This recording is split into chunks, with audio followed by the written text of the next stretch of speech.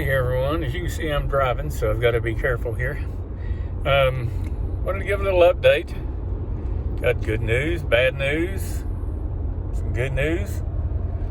First of all, let me throw out the bad news. The bad news is it's mid-June. They've had the camper since the third week in February, and all the parts have been ordered since the third week in February from Grand Design.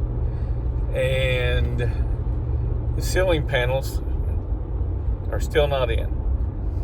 They've called them several times, and they called them this last time and had a more serious discussion about getting these panels, because that's the last thing we need. Everything else has been done. The roof has been replaced on the camper. All the slide roofs have been replaced. All the damage has been repaired. Just no panels to put it back together. And Grand Design basically told them, look, we're behind, and until we get caught up, you're not going to get any.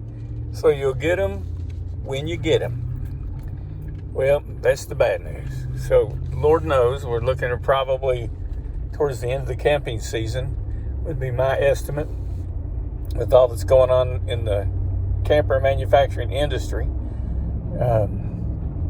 Huge demand. I know they've cut out, a lot of manufacturers have cut out making their least popular models to try to get more of their popular models out. And so anyway, the good news is Cottle Trailer Sales called me and explained this to me. And they said they had a couple of panels, ceiling panels, that almost match. Excuse me. That almost match. And they're willing to put those in and close it up and put the camper back in service.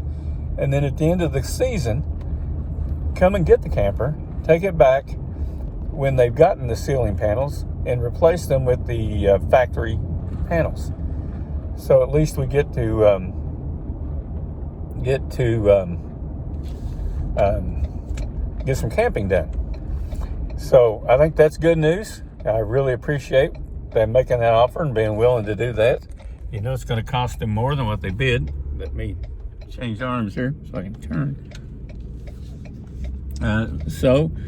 With that in mind, we'll be doing some local camping once we get it back, and we'll make some videos of that, of course. But I just booked a campsite at a campground I've never been at in Pigeon Forge in August.